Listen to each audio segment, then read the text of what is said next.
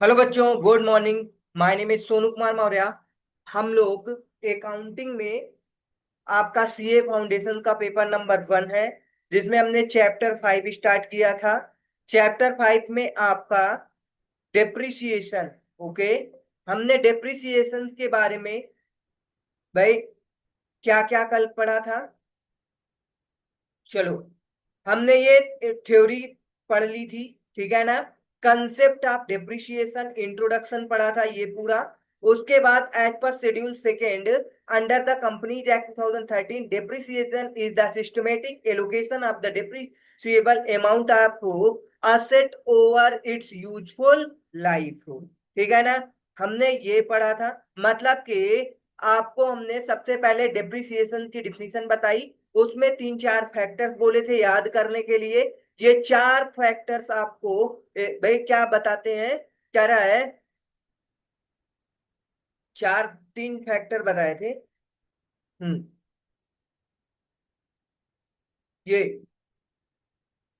Factors of computing depreciation. तो आपको सबसे फर्स्ट फैक्टर पता होना चाहिए, estimated useful life of asset. Second factor है आपका cost of assets, reducible value of the assets at the end of its estimated useful life. मतलब कि जब उसकी, जैसे कि मान लो किसी की असेट है, 10 ईयर्स वो असेट चलती है। मान लो कोई मशीनरी है जो कि 10 साल उसकी यूजफुल लाइफ है। अब 10 साल ये खत्म होने पे इसकी रिड्यूसिबल वैल्यू मतलब कितनी बचेगी, भाई वो मान लो वो बिक जाएगी 20,000 पे, 30,000 पे। ये पता है हमको, ठीक है ना। चलो, तो ये सारा पढ़ लिए थे। फिर उसके बाद देखो क्या कह रहा है, depreciation of asset is begins when it is available for use, that is when it is in the location and condition necessary for it to be capable of operating in the manner intended by management. Thus it is not necessary that asset must be used to be depreciated. देखो, कहने का मतलब है asset की जो cost होगी वो location तक, कंडीशन में, मतलब location and condition necessary capable operating manner तक के जितने भी एक्सपेंसेस होंगे वो सब ऐड करके कास्ट बनेगा। फिर उस कास्ट पर डिप्रिसिएशन लगेगा, ठीक है ना। अब मान लो आपने असेट को ले जाके रख दिया, ठीक है, यूज नहीं कर रहे हो, intended by management, thus it is not necessary that asset must be used depreciated. Okay, there is decrease in value of asset due to normal wear and tear, obsolescence, even when these are not physically used. अब मैंने example का लिया था, जैसे कि आप क्या है, कोई भी मान लो एक आपने कार परचेज किया या फिर बाइक परचेज की। तो आप जानते हो बाइक परचेज करके लाओ, या फिर आप उसे यूज करो या ना यूज करो, भाई 2 दिन 4 दिन 10 दिन रख दोगे तो उस एसेट की वैल्यू भाई जितने में खरीद के लाए थे उतनी नहीं होगी, थोड़ी सी कम हो जाएगी, ठीक है ना। तो ये जरूरी नहीं है कि आप उस एसेट का यूज करें तभी आप डिप्रिसिएट होगी वो एसेट, ऐसा बिल्कुल नहीं है। बहुत सारे फैक्टर्स हैं, जैसे कि wear and tear should be estimated and counted for depreciation is allocated so as to charge a fair promotion of the depreciable amount in each accounting period during the expected useful life of the asset. Depreciation for the period help to charge the portion of the cost of asset to against the revenue earned which is expired. Okay, चलो, तो अब क्या कह रहा, for the period hence allow matching principal. Matching principal मतलब कि देखो, जैसे आप असेट को क्या करोगे, यूज करते जाओगे, वैसे वैसे डिप्रिसिएट होती जाएगी। In other words the total cost of asset is reflected in form of a expired cost depreciation and unexpired cost which shall be written down value of the asset being reflected in the balance sheet। देखो, जैसे कि आपकी asset की value 10 lakh rupees है। अब 1 साल बीत गया, 10% से डिप्रिसिएट हो रही है, तो नेक्स्ट ईयर बैलेंस शीट में कितना शो करोगे, भाई 1 लाख माइनस करके 9 लाख रुपीज आप शो करोगे बैलेंस शीट में। तो वही कह रहा है reflected in the balance sheet also charging depreciation every year reduce the distributable profit thereby ensuring the available of such where whenever the replacement is required. Okay, समझ में आया भाई कि हर साल आपकी डिप्रिसिएशन की वैल्यू लगती जाएगी, जिससे आपकी प्रॉफिट का क्या कम होगा भाई, प्रॉफिट कम होता जाएगा। आप जानते हो डिप्रिसिएशन पीएनएल अकाउंट में शो किया जाता है। अगर हम पीएनएल के डेबिट साइड डिप्रिसिएशन शो करेंगे तो हमारा नेट प्रॉफिट कम होता जाएगा, ठीक है ना। उसके बाद देखो, the depreciation is a type of loss in the value of asset. ये क्या है, एक प्रकार का लॉस है जो कि एसेट्स में प्रॉपर डिक्रीज होने से हमें लॉस होता है। अगर सपोज हमने एक 10 लाख रुपए की एसेट खरीदी है, अब वो परमानेंट 10 लाख रुपए की रहेगी तो हमारी एसेट कम नहीं होगी, सिंपल सी बात है। Asset employed for carrying on a business being an essential element of business expenditure, it is necessary to calculate the amount of such loss and to make provisions and therefore arrive at the amount of profit or loss made by the business। समझ में आया कि मतलब क्या कहने का है कि हम कैलकुलेट करेंगे कितना हमारा लॉस हुआ, हम कितने का प्रोविजन बना रखे हैं, ये सारा सब कुछ। Basically the cost of the asset used for the purpose of the business has to be written up over its economic, not physically life, which must estimated। A point to remember is that usually the at the end of economic life, कह रहा है basically the cost of asset is used purpose of business has to be written off। बिल्कुल written off होता ही जाएगा, ठीक है, written off over it's economic, not physically. भाई भाई इकोनॉमिकली कम होती जाती है, ऐसा नहीं है कि आपने कार खरीदा है तो कम होने का मतलब एक टायर अभी निकल जाएगा, एक टायर कल 1 साल बाद निकलेगा, मतलब फिजिकली नहीं, बट इससे बोले तो ये क्या होता है, इकोनॉमिकली ये कम होता जाता है, ठीक है ना। कार परचेज करोगे 1 साल बाद उसकी वैल्यू कम होगी, दूसरे साल और कम हो जाएगी, तीसरे साल और कम हो जाएगी, तो इट्स अ इकोनॉमिक रिडक्शन। चलो, an asset has some value as scrap or otherwise, the amount to be written off in each year should be as such which will reduce the book value of the asset at the end of its economic life of estimated scrap value। मतलब क्या है कि आपकी जो asset है उसकी book value धीरे धीरे कम होती जाएगी। कह रहा reduce the book value of the asset at the end of economic life हो तो इट्स एस्टिमेटेड स्क्रैप वैल्यू, धीरे धीरे बुक वैल्यू कम होती जाएगी, ठीक है। अब हम पढ़ेंगे क्या है, सेकेंड टॉपिक है depreciation on components of asset. Okay, it may be noted that accounting standard as well as Companies Act 2013 depreciation to be charged on a component basis। भाई कंपोनेंट बेसिस का मतलब ये होता है कि जैसे आपके बिजनेस में एक कोई मशीनरी है तो मशीनरी पे अलग डेप्रिसिएशन लगेगा, अगर बिल्डिंग है बिल्डिंग पे अलग डेप्रिसिएशन लगेगा, उसमें और अलग अलग प्रकार की फर्नीचर है फर्नीचर में अलग कंपोनेंट वाइज डिप्रिसिएशन लगता है, ठीक है ना। ओके, तो each part of item of property plant and equipment which with a cost that significant in relation to the total cost of the item should the depreciated separately। वही चीज हमने बताया, आपके बिजनेस में जो भी एसेट होगी उस एसेट का डेप्रिसिएशन सेपरेटली होगा, ठीक है ना, separately. An enterprise should allocate the amount initially recognized in respect of an item of property plant equipment to its significant part components and should depreciate each such part separately based on the usual useful life and residual value of the each particular component। अब जैसे कि aircraft का example लिया is a classic example of such asset the air frame, मतलब कि इसकी body, aircraft की body, the engine and interior have different individual useful life हो। सिंपल सी बात है, आप जानते हो कि एयरक्राफ्ट की बात कर रहा है, उसकी बॉडी के बाद उसका इंजन, उसका इंटीरियर, इंटीरियर्स, हर एक पार्ट का इंडिविजुअली अलग अलग यूजफुल लाइफ है। ठीक है ना? Life of the airframe being the along with the individual lives of the three major types of the component is taken at the life of the aircraft.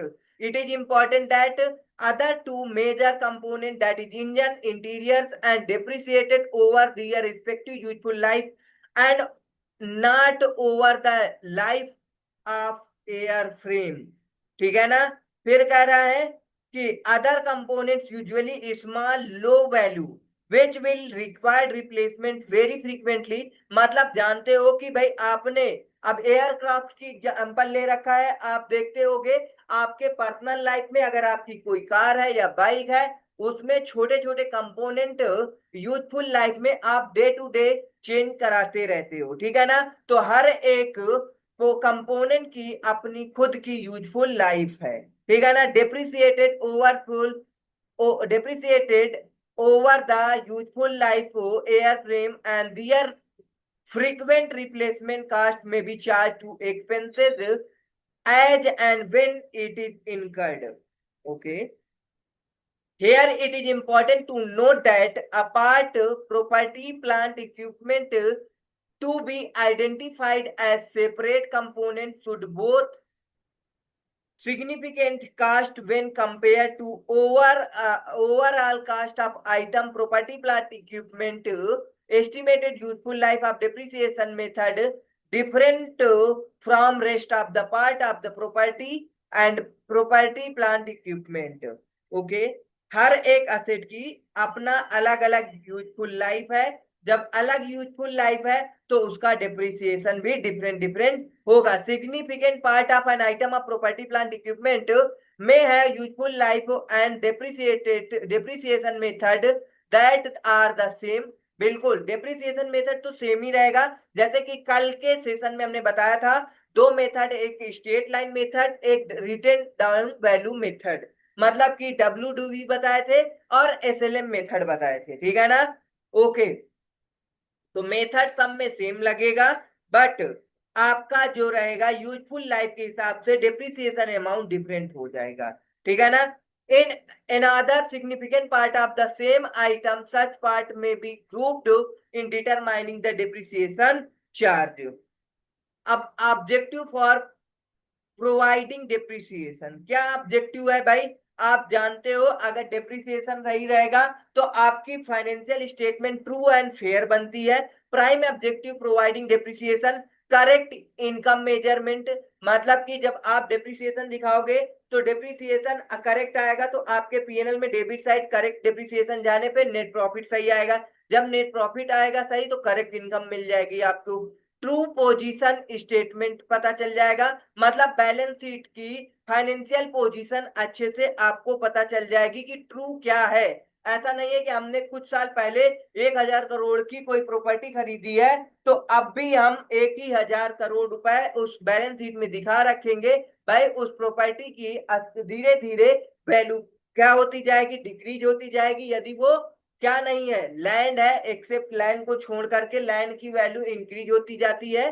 ठीक है ना? चलो, तो the property, plant, equipment should be adjusted for depreciation charge in other district the actual financial position in case of depreciation is not accounted for the approximately appropriately the property, plant and equipment would be disclosed in financial statement at value higher than true value। वही simple बात है। हमने मान लो कि कोई एक machinery खरीदी थी 50 लाख की, अब वो 5 साल बाद अगर हम 50 लाख ही दिखा के रखेंगे तो हमारी बैलेंस शीट में ट्रू एंड फेयरनेस नहीं रहेगा। ओके। फंड्स फॉर रिप्लेसमेंट, अगर आप डिप्रिसिएशन लगाएंगे तो जान जाएंगे कि भाई हमें अभी कितना, मान लो हमें 50 लाख रुपए की हमारी एक असेट है, हमने परचेज कर लिया, इसकी यूजफुल लाइफ 10 साल है। तो अब बताओ इसे 10 से डिवाइड कर देंगे तो एक साल में कितना आपका डिप्रिसिएशन लगेगा? 5 लाख रुपए। 5 लाख रुपए आपका हर साल डिप्रिसिएट होता जाएगा। अब 10 साल बाद असेट की वैल्यू नील हो जाएगी, ठीक है ना। अब मान लो अगर 10 साल बाद अब आपको मशीनरी की जरूरत है तो तुरंत आपको 50 लाख रुपए चाहिए, लेकिन आपके पास 50 लाख रुपए इतनी जल्दी तो हो नहीं पाएंगे। तो जैसे जैसे डिप्रिसिएट होती जा रही है आपकी जो एसेट है, उस असेट को रिप्लेस करने के लिए आफ्टर 10 ईयर आप क्या करोगे, जितना डिप्रिसिएट होती जाएगी उतने के फंड को आप एक्युमुलेट करते जाओगे, जिससे जैसे ही एसेट आपकी क्या हो, राइट मतलब डिस्पोज आप होगी, आप क्या करो, तुरंत रिप्लेस कर दो। Ascertain of true cost of production, बिल्कुल कॉस्ट ऑफ प्रोडक्शन ट्रू होगा। तो ये क्या है, डिप्रिसिएशन के मेजर बेनिफिट है, आप इसे याद रख सकते हो। भाई करेक्ट इनकम मेजरमेंट होगा, ट्रू फाइनेंशियल पोजीशन मिलेगी आपको, फंड फॉर रिप्लेसमेंट मिल जाएगा, ठीक है, और सर्टेनमेंट ट्रू कास्ट ऑफ प्रोडक्शन। ये 4 पॉइंट आप याद रख लो भाई, इससे ज्यादा आपको नहीं याद रखने की जरूरत, ठीक है ना। बस इतना ही याद रखो काफी है, बट समझ के याद रखो, ठीक है। अब आगे देखो क्या कह रहा है, further depreciation is non cash expense, बिल्कुल non cash expense, unlike normal expenditure like wages rent does not result in any cash outflow, इसमें किसी भी प्रकार का कैश आउटफ्लो नहीं होगा। Further depreciation by itself does not create fund, it merely draws in attention to that fact, that out gross revenue received a certain amount should be retained for replacement। बिल्कुल simple बात अभी हमने बताया था कि हमें असेट को replace करने के लिए हमें क्या करना होगा, कुछ कैपिटल रिटेन करके रखना पड़ेगा हर साल, ठीक है। Factors in the measurement of depreciation, अब देखो डेप्रिसिएशन का मेजरमेंट कैसे करते हैं।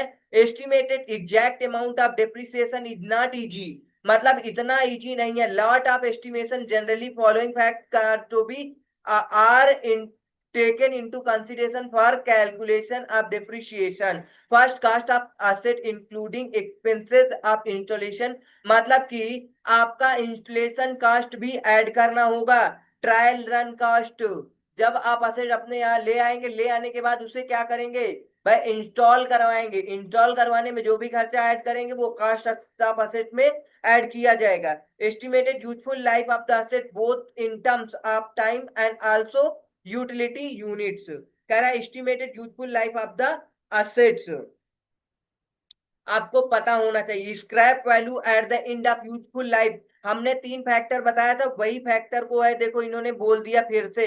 सबसे पहले आपको estimated useful life, cost of the assets and expected scrap value at the end of the life of asset, ये आपको 3 चीज पता होना चाहिए। कॉस्ट ऑफ असेट, जैसे कि अब देखो आपको कॉस्ट ऑफ असेट पता होना चाहिए, ठीक है। Cost of asset, useful life of the asset, scrap value of the asset, estimated है, ये भी एस्टिमेटेड है, और ये कास्ट ऑफ असेट मतलब हिस्टोरिकल है। आप इसे रीड कर लेना, समझ में आ जाएगा, अगर नहीं समझ में आएगा तो भाई आप डाउट पूछ सकते हो, ठीक है ना। चलो अब ये देखो, जैसे कि इन्होंने क्या दिखा रखा है, असेट कास्ट ऑफ एक्वाइजेशन 1,10,000 है, रिजिजुअल वैल्यू 10,000 है। अब इस आपकी जो अमाउंट आ गई total depreciable amount 1 lakh rupees आ गई है, ठीक है ना। अब ये 5 साल यूजफुल लाइफ है, तो 1 लाख डिवाइड बाई 5 साल, तो आपका 20,000 रुपया पर ईयर आपकी असेट डिप्रिसिएट होती जाएगी, okay.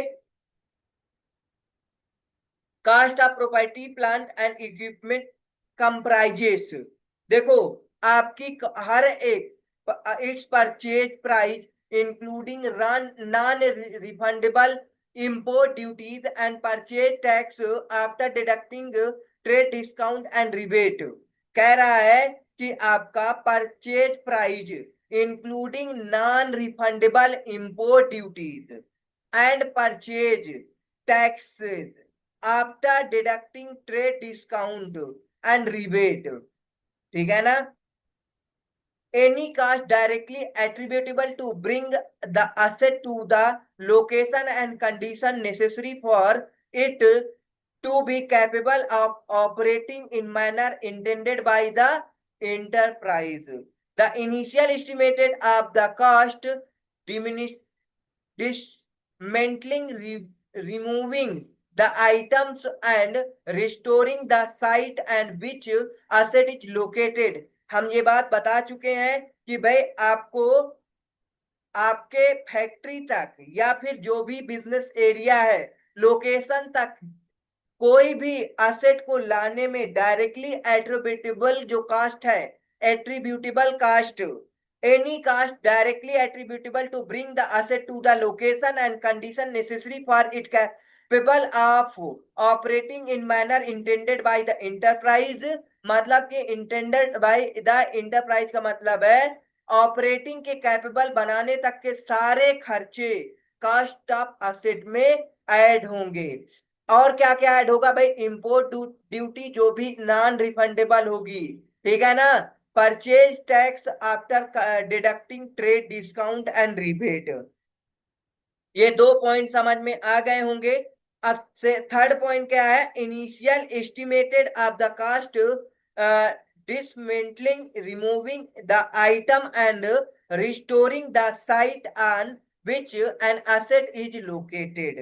Example of directly attributable cost are cost of employee benefit arising directly from acquisition and construction of an item of property, plant, equipment, cost, site preparation, initial delivery and handling cost, installation and assembly cost, cost of testing whether the asset is functioning properly after deducting the net proceed for selling the item produced while testing such sample produced। अब देखो ये सारा सब कुछ आप जब क्या आओगे, सीए इंटरमीडिएट में आओगे तो आपको इन्वेंट्री, आपका AS2 एक चैप्टर है उसमें आपको पढ़ने को मिलेगा, ठीक है ना, सारा सब कुछ। तो इससे अच्छा है जब आगे पढ़ना है तो अभी फाउंडेशन में भी पढ़ लो ताकि आपके एग्जाम में नंबर गेन करने में आसानी रहे। पढ़ना जब है ही है तो अभी क्यों ना पढ़ लें, ओके। बिना पढ़े ये सब पढ़ना पड़ेगा आपको भाई। ये आप जानते हो सीए इंटरमीडिएट में ज्यादातर एएस दे रखे हैं और एएस में सब सेम टू सेम यही मिलेगा, ठीक है ना, ओके। चलो एक पॉइंट है, कह रहा है कि प्रोफेशनल फीस, कोई इंजीनियर है वो क्या कर रहा है, इंस्टॉलेशन करा रहा है या फिर क्या कर रहा है, hired for helping the installation of machine, thus all the expenses which are necessary for the asset bring the in the condition and location of desired use will become part of the asset। However following expenses should not become a part of the part of cost of asset. मतलब कि अब ये चीजें आपकी asset की part, ये चीजें नहीं इंक्लूड होंगी। मतलब कि एक पॉइंट हमने जो जो बताया वो सारी कॉस्ट ऑफ असेट में इंक्लूड होंगी। फर्स्ट आपकी employ benefit arising directly from acquisition construction of an item of property plant equipment. Second cost site preparation, initial delivery and handling cost, installation and assemble cost, cost functioning property after deducting the net proceed from selling the item should while testing, sample produced while testing, ठीक है ना। अब एक point है professional fees, जैसे engineer hired किया गया है for helping in installation of machine. अब आपके वो सारे आइटम जो आपके कॉस्ट ऑफ असेट का पार्ट नहीं बनेंगे, मतलब इन्हें एक्सक्लूड किया जाएगा, इंक्लूड नहीं किया जाएगा, वो आपके 4 पॉइंट है ABCD, ये 4 है, इन्हें याद रखना। इन्हें छोड़ करके सारे कास्ट ऑफ असेट का पार्ट बनते हैं, ठीक है ना।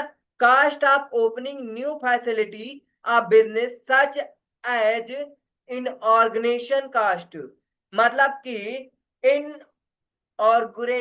इनॉर्गेशन करने का मतलब है आप क्या कर रहे हो, अपने बिजनेस का स्टार्ट करें, ओपनिंग करवाएंगे तो आप क्या करते हो भाई, किसी को ओपनिंग के लिए और बहुत सारे खर्चे कराते हो, तो ये कास्ट इंक्लूड नहीं किया जाएगा। Cost of introducing new project और service, for example advertisement and promotional promotional activities में अगर आप पैसा खर्च करते हो तो कॉस्ट ऑफ असेट में ऐड नहीं किया जाएगा।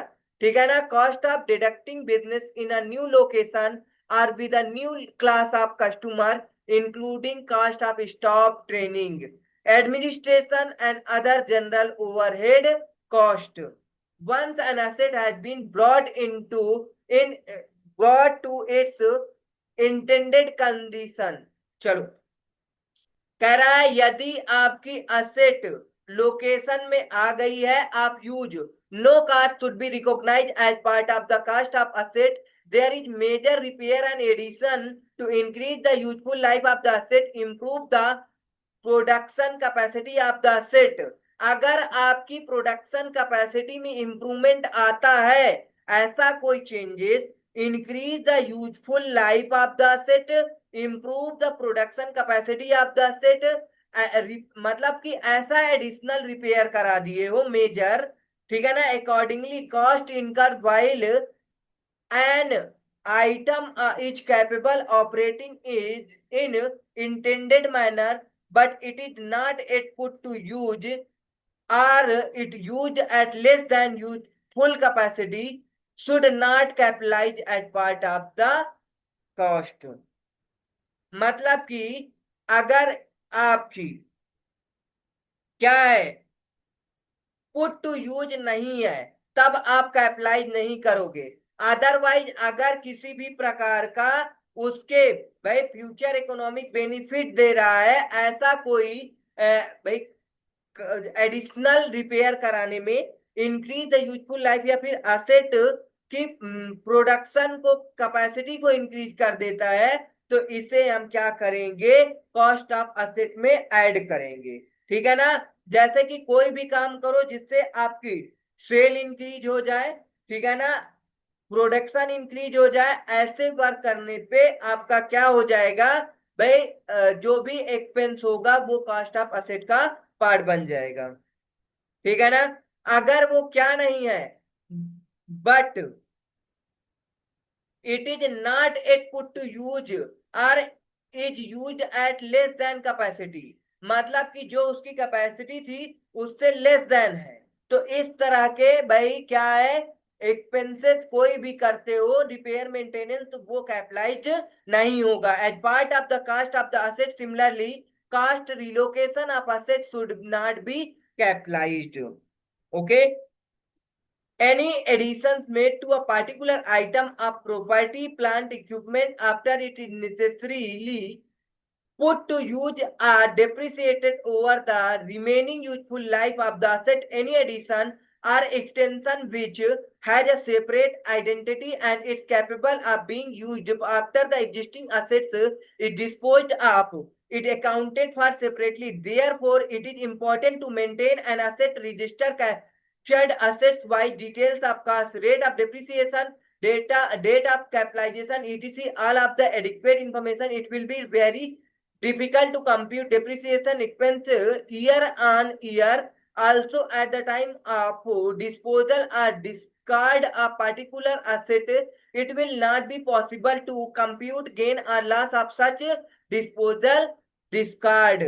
देखो, additional any additions made a particular item of property plant equipment after it is initially put to use are depreciated over it remaining useful life of the asset। Any addition or extension which has a separate identity or is capable of being used after the existing assets is disposed of is accounted for separately।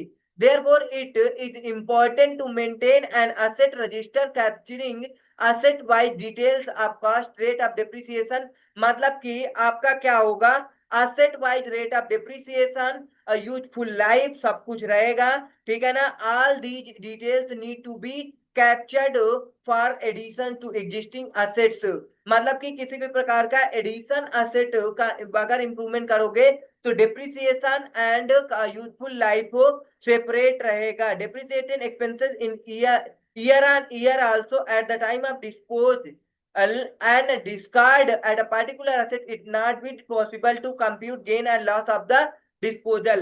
अब उस asset को dispose करने में उसके profit या loss को compute करने में डिफिकल्टीज एराइज होगी। मेथड फॉर प्रोवाइडिंग डेप्रिसिएशन, आपके पास स्ट्रेट लाइन मेथड है, डिमिनिशिंग बैलेंस मेथड है, ये दोनों मेथड हमने कंप्लीट कर लिया है, ठीक है ना।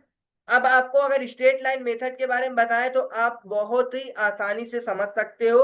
According to this method an equal amount is written off every year. जैसे कि मान लो अब 15 लाख 10 लाख रुपए चलो लिख दिए। अगर मान लो 10 लाख रुपए है, तो अगर 10% लगेगा तो फर्स्ट ईयर, ठीक है ना, कितना होगा, 1 लाख रुपए डिप्रिसिएट होगा, ठीक है ना। कितना बचेगा आपका, 9 लाख रुपीज।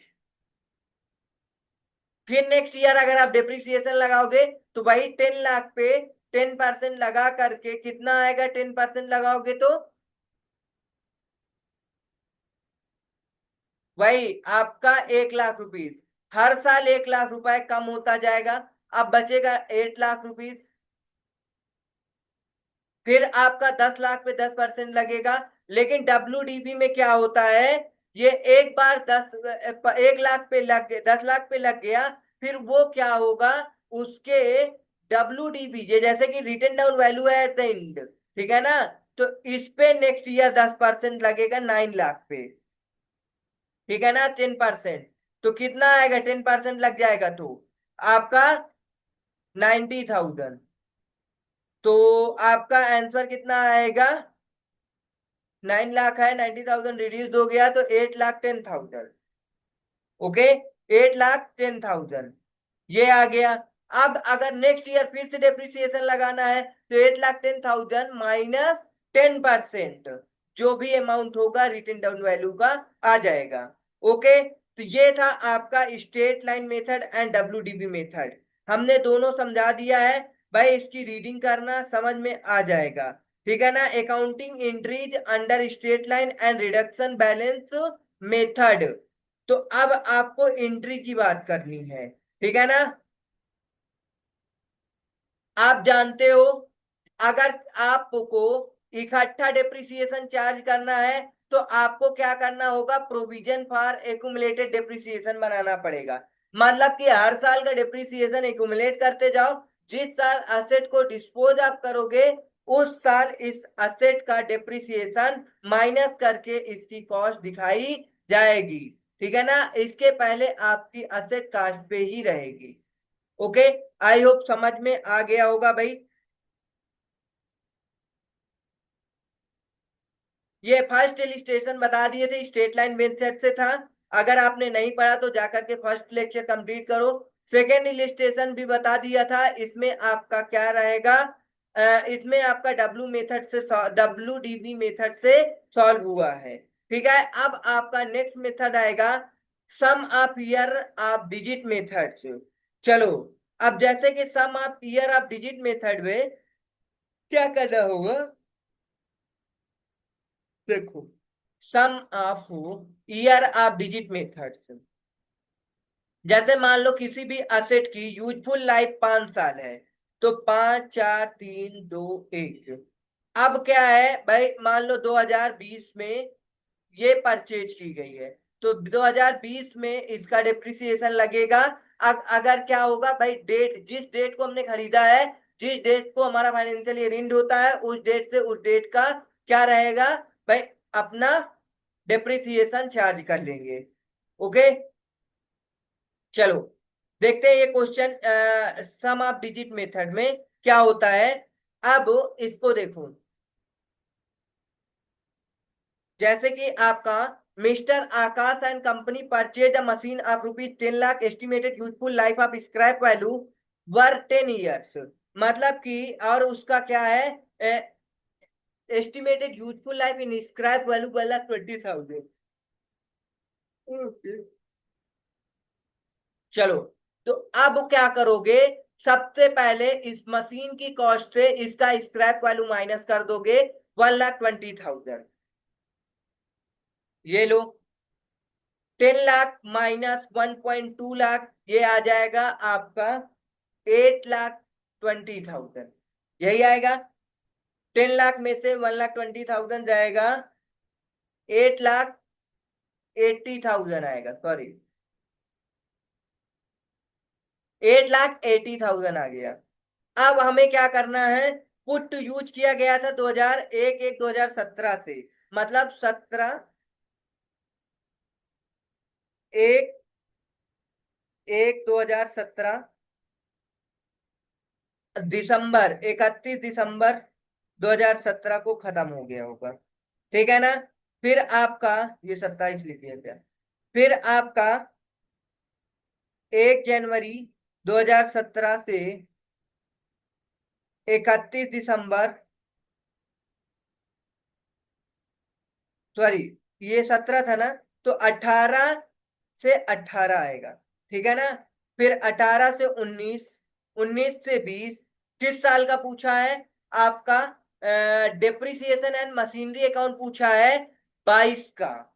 तो हमको क्या करना है, 17, 18, 19, 20, 21, 17, 18, 19, 20, 17, 18, 19, 20, 21, मतलब कि 5 साल का डेप्रिसिएशन पहले लग चुका होगा। तो हमें क्या करना होगा, 5 साल का डेप्रिसिएशन हटाना पड़ेगा, तब हमें पता चलेगा कि इसकी डब्ल्यूडीवी कितनी है। चलो, तो इससे हमने 1,20,000 माइनस कर दिया। अब आपको क्या करना है, चलो, तो अब हम क्या करेंगे इसमें, 5 साल का डिप्रिसिएशन सम आप डिजिट मेथड से हटा देंगे। आप इस तरीके से कर सकते हो,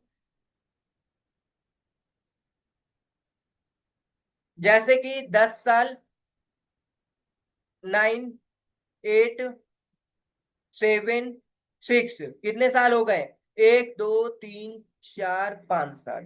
ठीक है। उसके बाद एक फार्मूला होता है टोटल सम निकालने का, नंबर जो भी दिया है 1 से 10 तक, तो n n+1/2, मतलब कि 10 साल है तो यहाँ 10 रख दो, यहाँ 10 रख दो, तो यहाँ 11, मतलब 10 × 11 डिवाइड बाई 2, तो यहाँ 5 से मल्टीप्लाई हो जाएगा, 55 आ जाएगा नीचे, मतलब कि टोटल सम आपका डिजिट का कितना आएगा, 55 आ जाएगा। और इसे ऐड कर लो, सबको ऐड करो, भाई देखो आपका कितना आएगा, 8,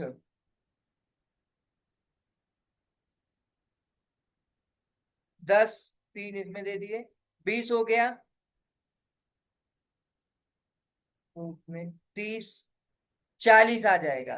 तो आपका 40 आ गया, क्या आ गया ये सारा, 5 सालों का, पिछले 5 सालों का, 10 साल, 10 years, 9 year, 8 year, 6, 7 year, 6 year, ये ईयर आपके कंप्लीट हो गए होंगे। तो 40 मल्टीप्लाई 88, 8,88,000 आ जाएगा। तो आपको पता चल जाएगा भाई कितना डिप्रिसिएशन लगेगा। ओके, चलो, तो कैलकुलेट करके बुक वैल्यू निकाल सकते हो। एक तरह ऐसे भी कर सकते हो, 10 डिवाइड बाई 55 मल्टीप्लाई 8.8 लाख, ये इसको ऐड कर लो, 9 डिवाइड बाई 55 मल्टीप्लाई 8.8 लाख, फिर आपका 9 के बाद 8 डिवाइड बाई 55 मल्टीप्लाई 8.8 लाख, फिर उसके बाद 7 divide by 55 multiply 8.8 divide by 55, sorry sorry 8.8 lakh से मल्टीप्लाई कर दो, फिर उसके बाद 6/55 मल्टीप्लाई 8.8 लाख से मल्टीप्लाई कर दोगे।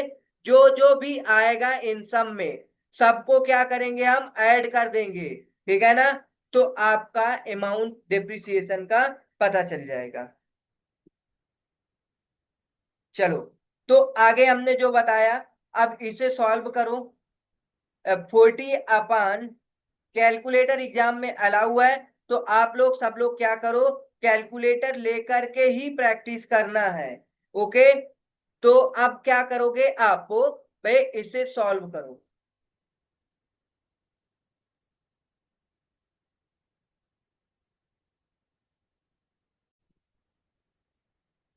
हम्म, तो अब ये आपका 6,40,000 आ गया, कैलकुलेट कर लिया आपने। चलो, तो अब अगर आपका डिप्रिसिएशन इतना है, पिछले कितने सालों का, 5 सालों का, तो अब आपकी असेट आपने स्टार्टिंग में कितना लिया था? अब 2022 में ओपनिंग असेट की वैल्यू कितनी होगी बताओ। जैसे कि हमें एक असेट अकाउंट बना देते हैं, चलो मान लो ये आपकी मशीनरी अकाउंट हमने बना दिया पिछले सालों का। पिछले सालों का बन गया।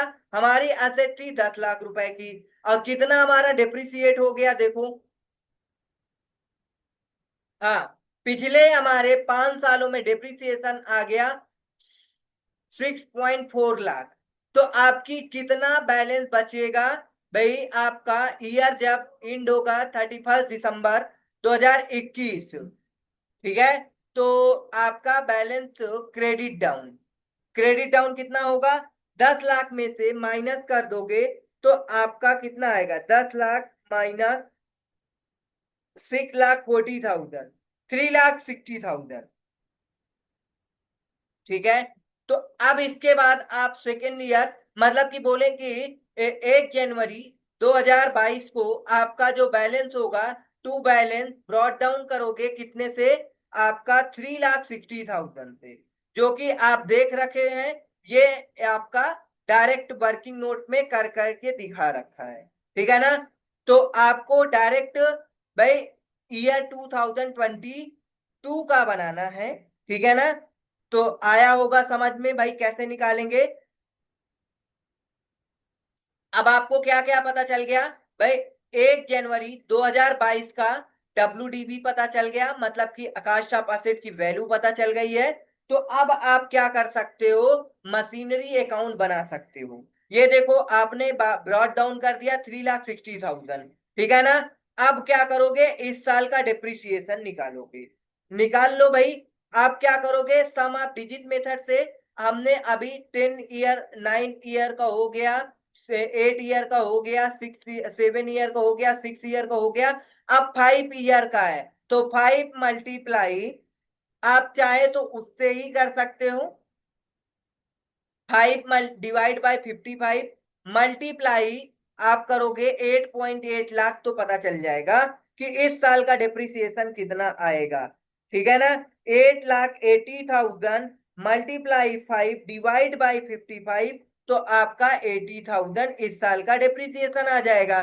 भाई माइनस कर दो 3,60,000 से, तो आपका भाई दिसंबर में कितना असेट की वैल्यू बचा पता चल जाएगा, 2,80,000। आई होप समझ में आ गया होगा। अगर आप डिप्रिसिएशन, कौन कौन सा अकाउंट पूछा है? डिप्रिसिएशन अकाउंट बनाओगे तो भाई ईयर 2022 का बनाओगे। क्या करोगे? डिप्रिसिएशन अकाउंट डेबिट आप कर दोगे टू मशीनरी अकाउंट से। पहले जनरल एंट्री करा देते हैं। जनरल एंट्री क्या होती है देखो, machinery account debit to depreciation, ठीक है ना। इस साल का केवल दिखाना है तो 80,000 80,000। अब आपको बनाना क्या है? कौन सा अकाउंट? डिप्रिसिएशन, डिप्रिसिएशन अकाउंट बनाना है। नहीं नहीं नहीं, मशीनरी अकाउंट डेबिट नहीं होगा बेटा। असेट की वैल्यू कम हो रही है ना, तो depreciation account debit to machinery account credit हो जाएगा, ठीक है ना। 80,000, ये लो। तो अब डेप्रिसिएशन अकाउंट बनाना है, तो चलो डेप्रिसिएशन अकाउंट में आपको क्या दिखाना है? डेप्रिसिएशन अकाउंट डेबिट हो रहा है तो उसके डेबिट साइड टू मशीनरी कर देना, ठीक है ना। टू मशीनरी कितना आ गया? 80,000 आ गया। ओके। अब इसे ईयर एंड में क्या ट्रांसफर कर दोगे? 31 दिसंबर 2022 में इसे पीएनएल में ट्रांसफर कर दिया जाएगा। ओके। तो ये लो आपका बन गया कौन सा अकाउंट? डिप्रिसिएशन अकाउंट, यदि पूछ रखा है तो। ओके, फिनिश्ड हो गया। ये देखो दे रखा है। ओके, आई होप समझ में आ गया होगा भाई कि सम आप डिजिट मेथड से कैसे निकालते हैं। ओके। आप अलग अलग देखो, इन्होंने वर्किंग नोट दिखा रखा है, वैसे ही ये कर रखे हैं। आप चाहे तो ऐसे भी कर सकते हो, 5 सालों का अलग अलग कर सकते हो। 10 डिवाइड बाय 55 मल्टीप्लाई 8.8 लाख, ठीक है ना, ये 1 साल का हो गया। फिर 9 डिवाइड बाय 55 मल्टीप्लाई 8.8 लाख। ऐसे करके जितने सालों तक भाई 2017 से असेट परचेज की गई है और 2022 का निकालना है, तो मतलब 2017, 2018, 2019, 2020, 2021 और 5 सालों का डिप्रिसिएशन आपको क्या करना है, निकाल करके असेट से माइनस कर देना है। तो इस साल का ओपनिंग वैल्यू पता चल जाएगा 2022 का। फिर अब जब आपको 2022 का पता चल गया तो आप क्या करोगे, इसका डिप्रिसिएशन निकाल लोगे, या तो कैसे भी, बहुत सिंपल है भाई। ओके, तो ये आपका मेथड खत्म होता है। अब हम बात करेंगे मशीन और रेट मेथड। मशीन और मेथड, ठीक है ना। मशीन और रेट का मतलब क्या होता है कि आपकी जो मशीनरी होती है उनमें क्या होता है, उसका यूजफुल लाइफ उनके आवर्स पे डिपेंड होता है। किस पे, आवर्स पे। कि आपकी, जैसे हमने प्रोजेक्टर का कल एग्जांपल दिया था, प्रोजेक्टर आवर्स बेस होता है, ठीक है ना। कि इतने आवर्स प्रोजेक्टर चलेगा, अगर आपने इतने आवर्स यूज कर लिया तो प्रोजेक्टर खराब हो जाएगा, ठीक है ना। चलो, where it is practicable to kept a record of the actual running hour or each machine depreciation may be calculated on the basis of hour। जितने आवर्स आप यूज कर लोगे, जैसे कि मान लो 10,000 आवर्स का आपने क्या लिया, एक प्रोजेक्टर लिया, ठीक है ना। अगर आपने 2,000 घंटे उसे चला लिया, ठीक है ना, तो वो 2,000 घंटे के हिसाब से क्या हो जाएगा, मतलब कि ये प्रोपोर्शनेट डिप्रिसिएट हो जाएगा। मतलब टोटल आवर्स कितना है, 10,000, कितने आवर्स आपने यूज कर लिया, 2,000। कॉस्ट ऑफ असेट मतलब यहाँ लिख दो, तो आपका डिप्रिसिएशन निकल के आ जाएगा। सिंपल सी बात है भाई। अगर ये याद रखे हो तो अभी देखना एकदम आसान हो जाएगा, ठीक है ना। प्रोजेक्टर वाला एग्जांपल याद रखना। भाई मान लो 10,000 घंटे का हमने एक प्रोजेक्टर लिया, 2,000 घंटे यूज कर लिया, तो भाई अब कितना प्रोपोर्शनेट में डिप्रिसिएट होगा, जितना यूज किया उतना ही डिप्रिसिएट होगा ना। ओके, चलो। मशीन वर्क डू, जितना मशीन, अगर मशीन की बात करें, जितना मशीन वर्क करेगी, the machine hour rate of depreciation is calculated after estimated the total number of the hours that machine work during the whole life. मतलब जितना होल लाइफ वो वर्क करेगी, it may have to be varied from time to time on consideration of the changes in the economic and technical condition which might take place। अगर आप क्या करते हो, उसमें किसी भी प्रकार का चेंजेस कराते हो तो उसकी यूजफुल लाइफ चेंज होती जाती है। Ensure that amount provided of depreciation correspond to the considered appropriate to the charge circumstances। It would be observed that the method of valuation of straight line method under the which depreciation is calculated as per year, under this method is calculated of each hour machine work। जितने घंटे machine आपकी work हो जा करेगी, उस हिसाब से आपका डिप्रिसिएशन लगता जाएगा। Schedule second to the companies act 2013 which will prescribe estimated useful life of different asset for companies also recognizes this method to some extent। it prescribes that depreciation should be charged using estimated useful life suggested it is in it। However, in certain category of plant machinery it prescribes urging higher amount depreciation in these if these assets are used to shift to three shift in a way should second combines straight line method and machine hour methods। चलो, अब जैसे कि एक example दे रखा है, कह रहा है अ machine was purchase for ₹30 lakh. मतलब आपने एक मशीन 30 लाख रुपए की परचेज किया। एस्टिमेटेड टोटल वर्किंग, ये कितना आवर्स काम करेगी, 24,000 घंटा काम करेगी, 24 आवर्स काम करेगी, ठीक है ना। द स्क्रैप वैल्यू कितना है इसका, 2 लाख रुपए। मतलब 30 लाख से 2 लाख रुपए आप क्या कर दोगे, माइनस करोगे जब डेप्रिसिएशन चार्ज करोगे, ठीक है ना। फिर उसके बाद and anticipated pattern of distributed of effective hours as follow. मतलब 1 से 3 साल तक इन्होंने 3,000 आवर्स पर ईयर यूज किया।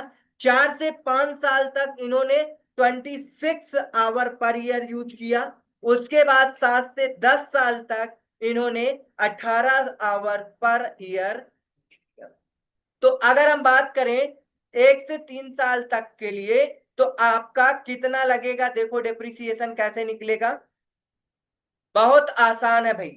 सबसे पहले ये देखो कि कितने आवर काम करती है, टोटल इसका यूजफुल लाइफ है 24 आवर्स। 1 से 3 सालों तक इन्होंने 3,000 पर ईयर, मतलब 1 से लेकर 3 सालों तक 3,000 आवर पर ईयर यूज हुआ है। तो 3,000 मल्टीप्लाई 30 लाख माइनस 2 लाख आपका पर मतलब कि प्रपोर्शनेट डेप्रिसिएशन निकल आएगा। ठीक है ना। इसी तरह आपका 4 से 6 साल तक, फिर 7 से 8 साल तक कर लोगे आप। ये देखो आपका एनुअल डेप्रिसिएशन चार्ज सिंपल है। प्रोपोर्शनेट जितना आप यूज करोगे, जितने घंटे आप प्रोजेक्टर को चला लेते हो उसने मतलब उसी प्रोपोर्शनेट से उस प्रोजेक्टर की यूजफुल लाइफ कम हो जाती है। वैसे ही इस मशीन का भी। ओके, आई होप समझ में आया होगा आपको। ये कौन सा मेथड था, मशीन आर रेट मेथड। अब आपको क्या करना है, हमने आज आपको पढ़ाया sum of year digit method, machine hour rate method. तो दोनों मेथड को अच्छे से कंप्लीट कर लो भाई। ओके, और होमवर्क में रहेगा कि पूरा थ्योरी कंप्लीट कर लो जितना हमने पढ़ाया, और जो क्वेश्चन हमने जो मेथड बताया उस मेथड को कंप्लीट करो, अच्छे से समझो और अपने से क्वेश्चन सॉल्व करो। ठीक है। ओके, मिलते हैं नेक्स्ट सेशन में आगे के कंसेप्ट के साथ। Thanks for watching. लाइक कर दो भाई, सब्सक्राइब कर दो।